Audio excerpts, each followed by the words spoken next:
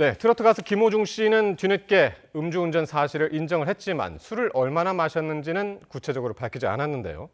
정확한 음주 측정 결과가 없는 상황에서 김 씨의 수사 대응 전략에 따라서 음주운전 처벌 여부가 달라질 것으로 보입니다. 김다현 기자가 보도합니다. 여러 차례 거짓 해명 끝에 음주운전 사실을 인정한 트로트 가수 김호중 씨. 뒤늦게 시인은 했지만 처벌 여부를 둔 본격적인 수싸움은 지금부터 시작될 전망입니다. 사고 당시 혈중 알코올 농도가 0.03% 이상이어야 처벌로 이어지는데 핵심 증거인 음주 측정 결과가 없기 때문입니다. 경찰은 술의 종류와 체중 등을 반영해 혈중 알코올 농도를 역산하는 위드마크 공식으로 혐의를 밝힌다는 계획인데 법조계에서는 회의적인 시각이 많습니다. 김 씨가 해당 시간대에 음주운전으로 처벌받을 정도로 술을 마셨다는 자백이 없으면 법원으로선 위드마크 공식의 결과를 신뢰하기 어렵다는 겁니다.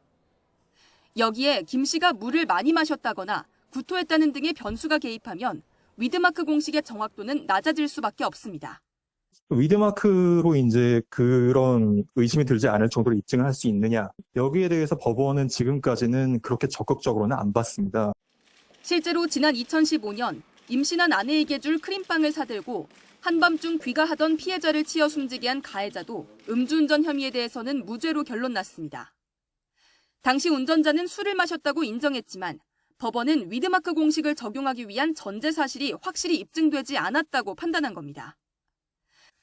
반면 김 씨가 실제로 혈중 알코올 농도 0.03%가 넘을 정도로 술을 마셨고 수사기관과 법정에서 이 같은 혐의를 확실히 인정한다면 전개가 달라질 수도 있습니다. 관련자 증언, 영수증이나 CCTV 등 보강 증거가 뒷받침된다면 음주운전 혐의가 인정될 가능성이 있는 겁니다. 매니저나 또는 대표들의 진술들을 종합하고 객관성이 있다라고 판단한다면 대법원이 이것을 유죄로 인정할 개연성이 상당히 있다.